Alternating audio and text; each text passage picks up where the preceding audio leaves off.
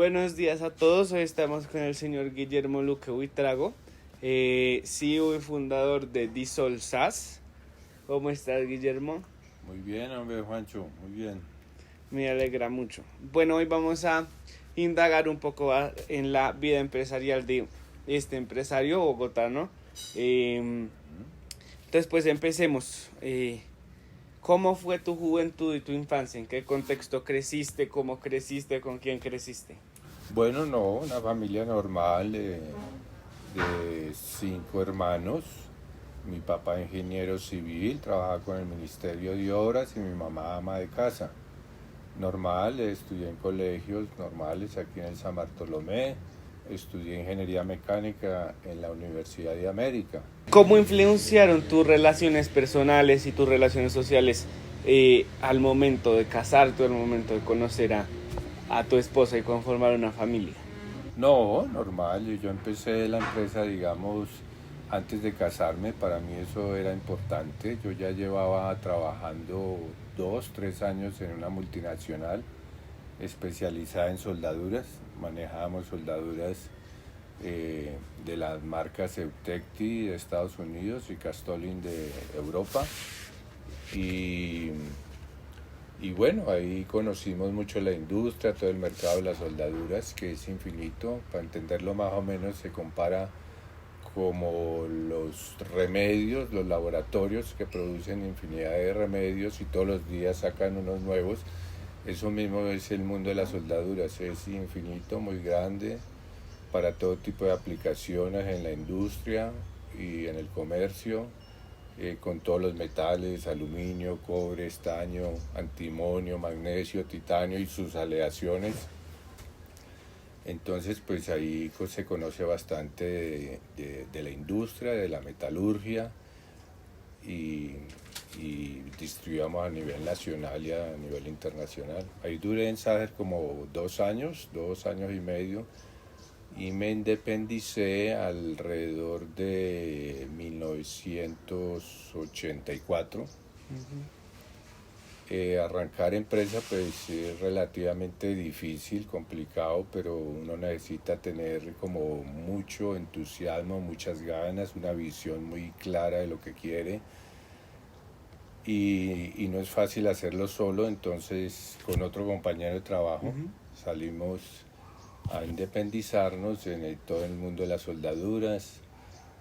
Pues ya conocíamos más o menos un mercado, conocíamos los productos, eh, pero no era fácil porque la competencia siempre ha sido enorme, ha sido muy grande.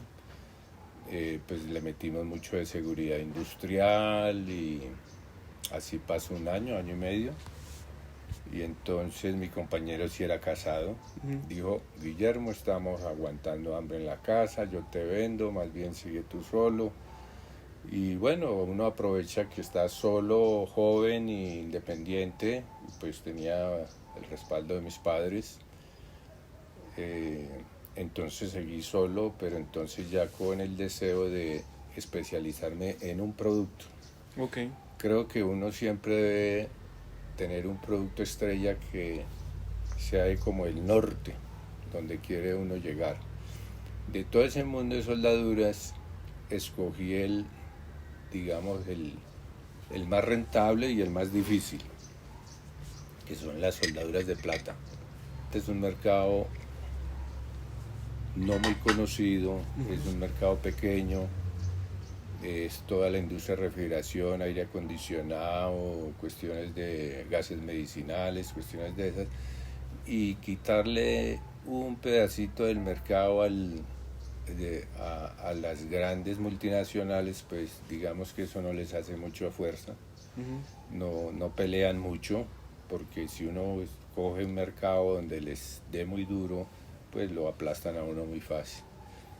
Primero, en mandarla a fabricar.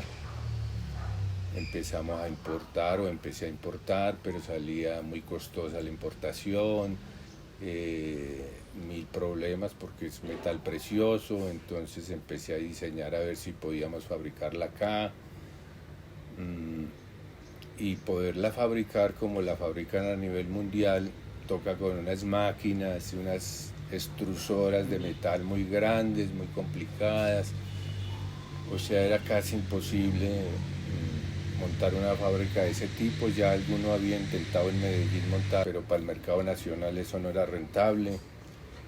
Entonces empecé a estudiar mucho sobre procesos de fundición para no hacerlo con ese tipo de máquinas. Me ideé unos procesos de tierras donde podía uno vertir el metal y sacarlo ya casi en varillas delgadas donde podamos empezar a laminar. Entonces me estudiar procesos de laminación, pero es un proceso que hace todo en caliente, que no es fácil. Bueno, siempre había un problema que superar.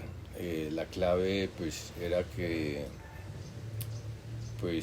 tener ese entusiasmo y esas ganas de decir si se puede, vamos a lograrlo, investigar más, estudiar más. Y bueno, logré mandar a hacer unos laminadores, unos transformadores. Fue un proceso largo y complicado. Pero digamos que ese es parte del éxito, donde uno no renuncia y entre más problemas, pues como más entusiasmo en saber que alguien que venga detrás le va a quedar muy difícil porque pues son muchas situaciones. Estaba la parte de mercadeo, ¿no? Que es otra pata que tienen los negocios. Entonces pues había una competencia grande pues a nivel internacional. Hay varias en Colombia, pues ya a Dios gracias no tenemos competencia de fabricante, pero a nivel internacional teníamos Perú, que era donde traía inicialmente, teníamos de Chile, de Argentina, México, Estados Unidos, y ellos estaban bregando a meterse bastante aquí en Colombia, pero ya les llevaba yo algo de ventaja porque la maquinaria que habíamos diseñado un poco artesanal se acoplaba al mercado que era tan pequeño aquí en Colombia. O sea, podíamos fabricar 1 kilo, 2 kilos, 5, 10 kilos de aleación de soldadura, mientras que las multinacionales tenían que sacar media tonelada, 1 tonelada y buscarle mercado a eso. Entonces pues no era fácil. Por el otro lado, trabajar con los metales, commodities, es una variable que hay que estar uno muy estudioso del tema, para dónde van los metales, sobre todo la plata y el cobre, que son los que más ponen el precio ahí del material. Saber cuándo comprar y dónde comprar. Inicialmente comprábamos en Perú y en México, pero otro problema, traer ese material de la plata muy costoso, tocaba traerlo muy asegurado y fuera eso del aeropuerto a la oficina, traerlo vigilado y custodiado. Entonces eso se volvía toda una tragedia, todo un problema de seguridad. O sea, era otra pata que le salía al problema. Pero entonces empecé a buscar en el centro, aquí en Bogotá, y con otros lados de gente que sabía sacar de chatarra, que se compraba chatarra de los celulares, de equipos de sonido, de gente que tiene bandejas de plata y cuestiones, las reciclaban y sacaban metal puro. Entonces ya tenía yo proveedores a nivel nacional.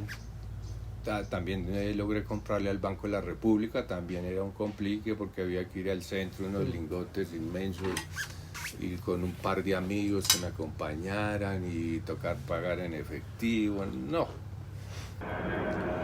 Y ahí hemos podido capturar un mercado enorme, o no enorme, porque el mercado de la soldadura de plata no es tan grande, pero por lo menos tener el mercado a nivel nacional en un 90%. Tener las grandes fábricas de refrigeración, de aire acondicionado, industria militar, y el precio con respecto a las otras soldaduras. Por eso es interesante ese mercado. Por decir, 1 kilo de soldadura de 60, 13, que es lo que utiliza el mercado para unir cerchas, para unir carpintería metálica de hierro, puede valer 20.000, 30.000 pesos, mientras 1 kilo de soldadura de plata puede valer alrededor de 2, 3 millones de pesos. Entonces pues es un mercado digamos, muy respetable, muy interesante. Entonces, bueno, así como le dije al principio, uno tiene que tener un producto estrella y posicionarlo. No solo el producto, sino ir posicionando una marca.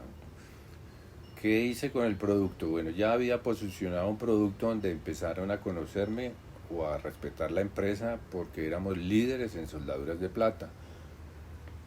Pero había que ponerle una marca y le pusimos la marca Silverin. A nivel internacional hay muchas otras marcas, la más reconocida es la Harris. Entonces yo empecé a traer Harris porque la gente pedía era Harris. Entonces para poder entrar a la industria dice, no, es que necesitamos, entonces se le vende la Harris y ya cuando el mercado ya nos conoce y lo tenemos agarrado de alguna forma, entonces dice, la empieza uno a escasear esa marca y decirle, bueno, tengo esta otra, mire, verá, más económica, de mejor precio, la misma calidad, la misma composición. Nunca se dijo que era hecha a nivel nacional porque siempre hay mucho recelo con la producción nacional. Entonces la marca Silverin y pues se preguntaban, ¿no? Importación. Empezaron a probarla y a gustarla a mejor precio y así fui sacando las otras marcas del mercado. Eso en cuanto a posicionar una marca, porque ya habíamos posicionado un producto. Ahora conseguir el mercado pues ya más o menos entendía y sabía cuál era el mercado donde estaban concentradas los que les interesaba ese producto, pero al principio fue difícil porque no había internet, sino habían las páginas amarillas. No sé si ustedes la conozcan, las páginas amarillas. Bueno, era un directorio así enorme, entonces se empezó a mandar información técnica, un catálogo bien jalado, algunas muestras, precios, y así empezamos a capturar un buen mercado a nivel nacional.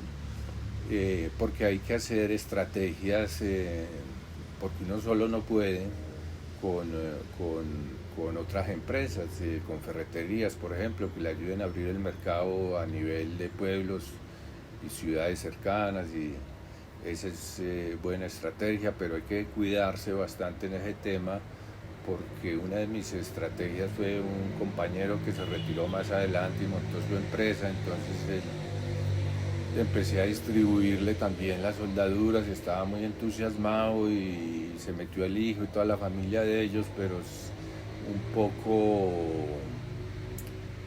un poco interesados en dañar el mercado, o sea, acapararlos ellos.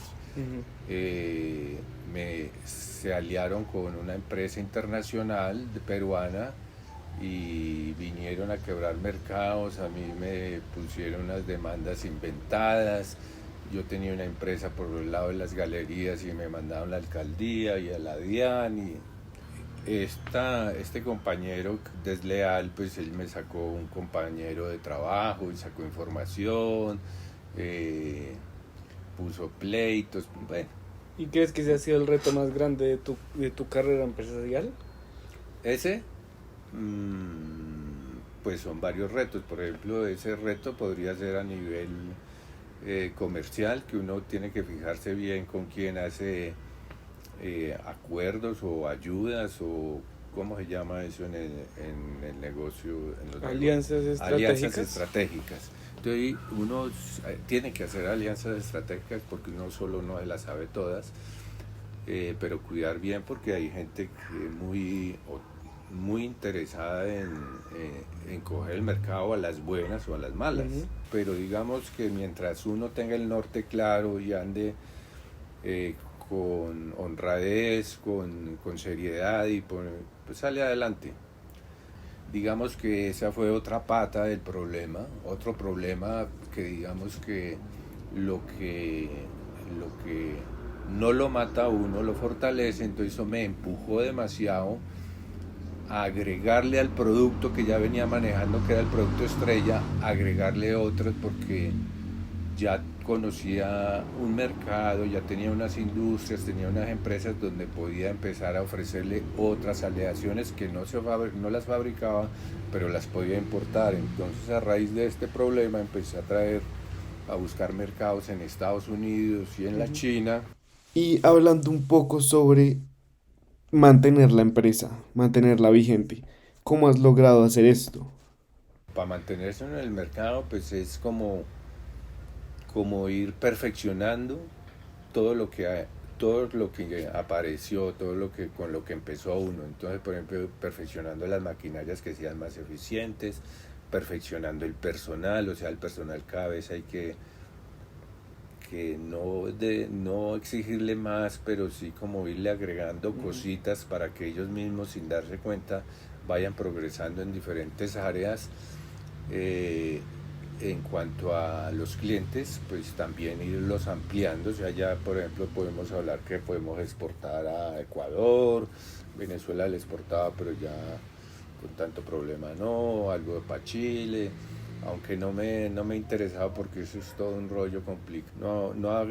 La empresa podría agrandar muchísimo si uno quisiera, pero ya todo llega uno a un nivel en que ya necesita uno dedicarle más tiempo a la familia, a sus cosas, ya no necesita uno tanta tanta rentabilidad, digamos, o que el negocio crezca, sino como más estable los empleados que uno tiene, uno mismo, la gente. Pero entonces, más que hacer inversiones, por decirle, comprar propiedades o comprar, creo que es más rentable innovar con productos nuevos o, o invertir en materias primas, que es lo que hacemos en cobre, en el metal plata, hay que saber comprar. Entonces uno invierte en esas materias primas y en las soldaduras que se importan. Eso al fin y al cabo eso no se daña, que pues es una inversión sin hacer tanto esfuerzo como se hacía al principio. Ya los clientes llegan solo por referencia, entonces hay que estar muy presente para estar prestando asesoría técnica, mandando muestras y mantener los clientes. ¿Consideras que la familia ha sido un papel fundamental en estos 40 años y cómo te han aportado? Pues no solo la familia, uno tiene para tener éxito en esto hay que ser una persona, pensar que no es solo los negocios, sino hay que pensar que uno es cuerpo, mente y espíritu. Con la familia pues he reservado los fines de semana, pues estar muy presente, no traer problemas de la empresa a la familia pues ha sido generosa, digámoslo así, porque al principio sí me tocó sacrificar, llegar tarde o utilizar los sábados. Ellos lo han entendido y, y uno pues tener eso muy presente porque en la vida no todo es trabajo ni nada de eso. Pensando en la crisis de este momento y las crisis que han pasado ya en esos 40 años, cómo la empresa subsistió en estas crisis, por ejemplo en el 98, en el 2008 y ahora que pues hubo un bajonazo. Pues hay que aprovecharlas, o sea, yo las aprovecho. Cuando veía crisis en la empresa, que el mercado no respondía, que se bajaban las ventas, entonces pues ahí es cuando uno empieza a buscar más mercado, a buscar más que traer, ofrecer más, moverse más. En la época de la pandemia, pues digamos que nosotros fuimos muy afortunados porque parte del servicio que prestamos es para gases medicinales, o sea, para las clínicas era muy importante. Y eso me ayudó bastante porque la medio competencia que existía, digamos que ahí murió, no aguantó el chicharrón. Digamos que siempre van a haber problemas y los problemas hay que aprender a verlos como oportunidades. Y entre más sea grave el problema, hay que pensar en positivo, que muchísimo mejor, porque así no muchos van a poder competir. Y la clave para uno montar una empresa es tener muy claro para dónde va, qué quiere. O sea, si uno tiene definido para dónde quiere ir, lo logra. Imagínense que la maquinaria o lo que logramos hacer en la empresa, yo creo que no existe a nivel mundial ese proceso, digamos, artesanal, porque es artesanal, no son unas máquinas inmensas ni nada, sino son de mucha creatividad, porque los grandes piensan en grande, entonces una máquina inmensa para invadir el mundo, Y dije, no, pues máquina inmensa para invadir el mundo yo no puedo, ni se puede, y miremos a ver cómo se puede hacer eso mismo en pequeño, de acuerdo a la capacidad de acá y que sea más rentable. Podría decir que, que al revés como sucede en los mercados a nivel mundial, por ejemplo en producción de carros o en producción de aviones o en producción de lo que ustedes quieran, es producir en cantidad para bajar costos y poder competir y ser el mejor. Digamos que ser empresario le da a uno mucha libertad, mucha tranquilidad y puede ser hasta una línea de escape, por decirlo así, de los problemas, porque entonces empieza a funcionar la creatividad. Y ya cuando uno está creando, está informando, está estudiando, los problemas como que pasan a segundo lugar. Y por eso hay que tener muy claro que es primero ser, hacer, y el tener viene solito.